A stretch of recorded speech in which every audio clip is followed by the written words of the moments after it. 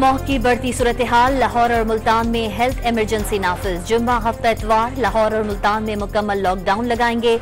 मरियम औरंगजेब की press conference. दुनिया के आलूदा शहरों की फहरिस्त में लाहौर पहले नंबर पर, मुल्क की सतह पर दूसरे नंबर पर, इस्लामाबाद और रावलपिंडी तीसरे नंबर पर। मुख्तलिफ मकामात पर मोटरवेज बंद।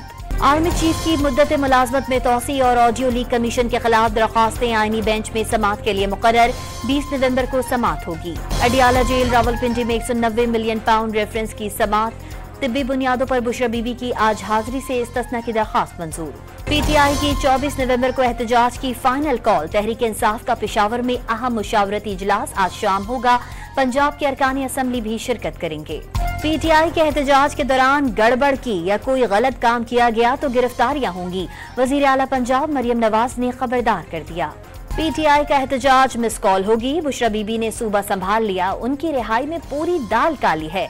गवर्नर खैबर पख्तूनख्वा फैसल करीम कुंडी का दावा। ICC ने भारतीय क्रिकेट बोर्ड से चैंपियंस ट्रॉफी के लिए पाकिस्तान न आने की तहरीरी वजूहात तलब कर ली। BCCI ने पाकिस्तान न जाने से मुतालिक सिर्फ ज़बानी आगाह किया था। दुबई में IC के इजलास में पाकिस्तान में चैंपियंस ट्रॉफी का शेड्यूल तमाम बोर्ड्स के हवाले किया गया।